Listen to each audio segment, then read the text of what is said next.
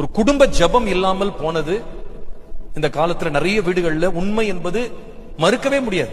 நிறைய பேர் நம்ம ஆபத்து நேரத்துல ஒன்னா ஃபேமிலியா கூடிடுறோம், பிரச்சனைன்னு சொன்னா ஒன்னா கூடுறோம், உபவாசம் பண்றோம், ஜெபம் பண்றோம், குடும்பமா நம்ம அங்கங்க ஓடுறோம். ஆனா தனிப்பட்ட விதமாக ஒரு குடும்பமாக நம்ம நிறைய வீடுகள்ல குடும்பமா நம்ம ஜெபிக்கிற பழக்கங்கள் இல்லை. ஆனா இன்றைக்கு நம்முடைய வீடுகள்ல இந்த ஜெப சத்தமோ துதியின் சத்தமோ குடும்பமா நம்ம சேர்ந்து கர்த்தரை பாடுற அனுபவம் இல்லாத குடும்பமா நம்முடைய குடும்பம் மாறிடுச்சு. சில வீடுகள்ல குடும்ப ஜெபம் இருக்கு, எப்பனா நேரம் கிடைச்சா பண்ணலாம், பரவாயில்ல அப்படின்ற மாதிரி. அந்த மாதிரி ஒன்றா கூடி ஜெபிக்கிறது கிடையாது. கணவன் ஒரு எக்ஸ்கியூஸ் கொடுப்பாரு, நான் ரொம்ப பிஸியா இருக்கேன், எனக்கு முடியல அப்படின்றாரு. ஒய்ஃப் எனக்கு ரொம்ப உடம்பு முடியல, நீங்க பண்ணுங்க எல்லாரும் அப்படின்றாங்க.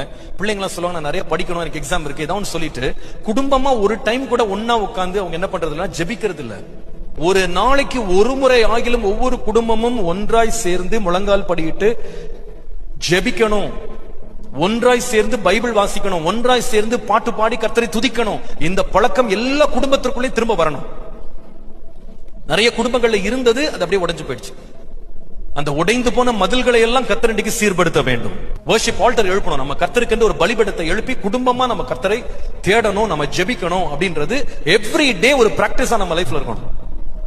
அதுல ஒவ்வொரு பிள்ளையும் உற்சாகமா பங்கெடுக்கணும். நான் இன்னைக்கு ஜெபிக்கல, நாளைக்கு ஜெபம் பண்றேன், எனக்கு ரொம்ப டயர்டா இருக்கு, எனக்கு சரியில்லை, எனக்கு ஜெபிக்க தெரியாது, இந்த மாதிரிலாம் யாரும் சொல்லக்கூடாது. கணவன் சொல்லக்கூடாது, எனக்கு ஜெபிக்க தெரியாது, நீங்க எல்லாம் ஜெபம் பண்ணுங்க, நான் சும்மா கண்ணை மூடிட்டு இருக்கேன், கிடையாது. Everybody should gather to pray.